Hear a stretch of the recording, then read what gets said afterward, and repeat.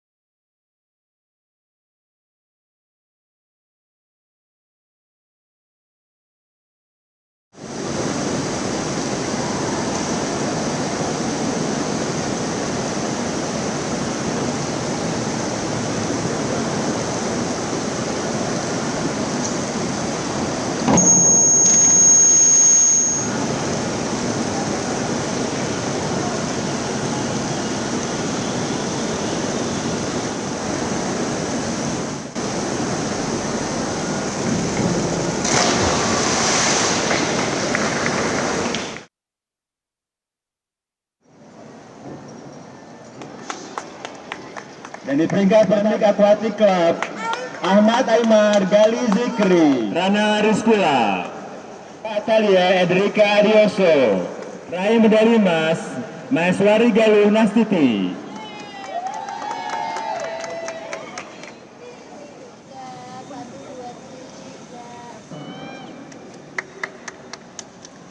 Kami ucapkan selamat kepada para pemenang. Dan selanjutnya mari kita sambut DKI Jakarta. Mewakili Perak Malaysia.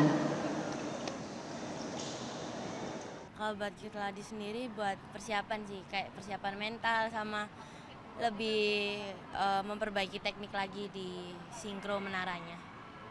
Berarti untuk SEA Games besok ini kamu udah mulai cukup pede belum dengan tampil di sini? Kemudian besok nanti di Thailand, kira-kira udah cukup pede belum untuk nanti tampil di SEA Games? Kalau Gladi sendiri pasti cukup pede ya. Ada target pribadi nggak untuk SEA Games besok? Kalau targetnya Gladys semaksimalnya aja lah. Sisanya Gladys serahin ke Tuhan aja.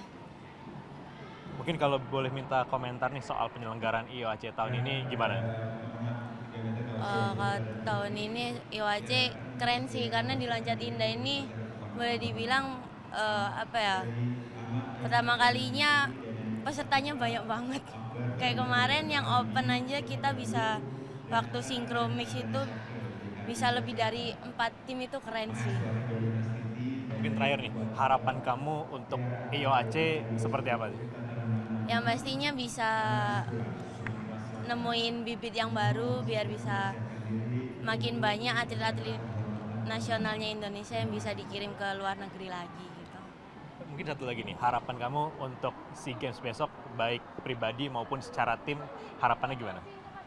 Kalau harapannya bisa nampilin yang terbaik buat Indonesia, buat diri sendiri juga, buat orang tua, buat pelatih, buat teman-teman yang ngedukung kita semua. Kalau kita lihat hari pertama, hari kedua, dan sekarang hari terakhir, memang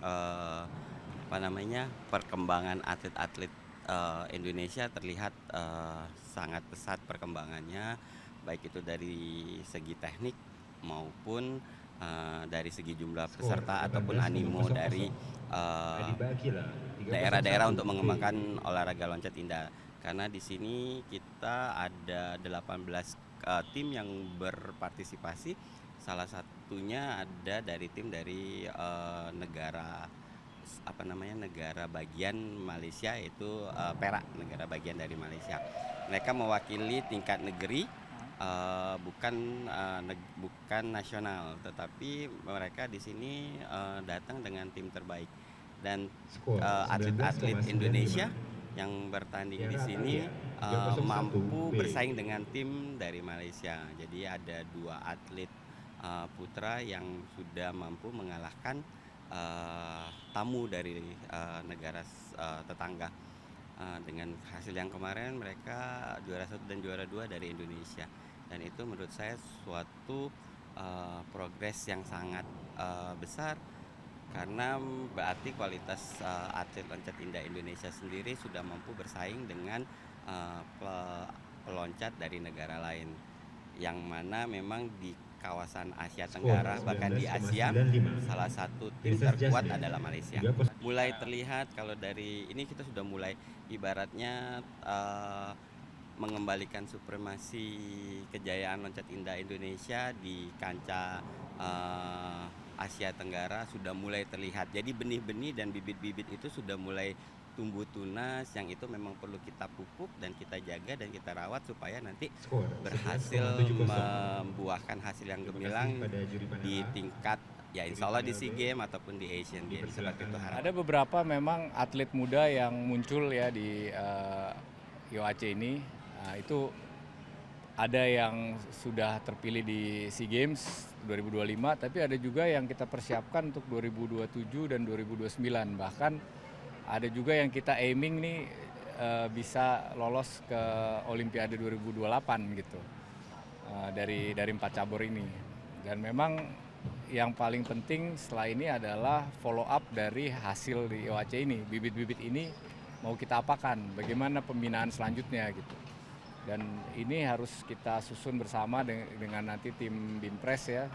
Kita bikin pembinaan yang terstruktur.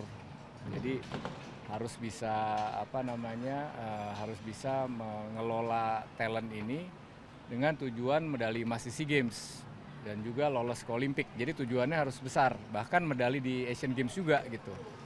Mungkin 2026 terlalu mepet, tapi 2030 kita harus dapat medali lebih banyak di Asian Games gitu.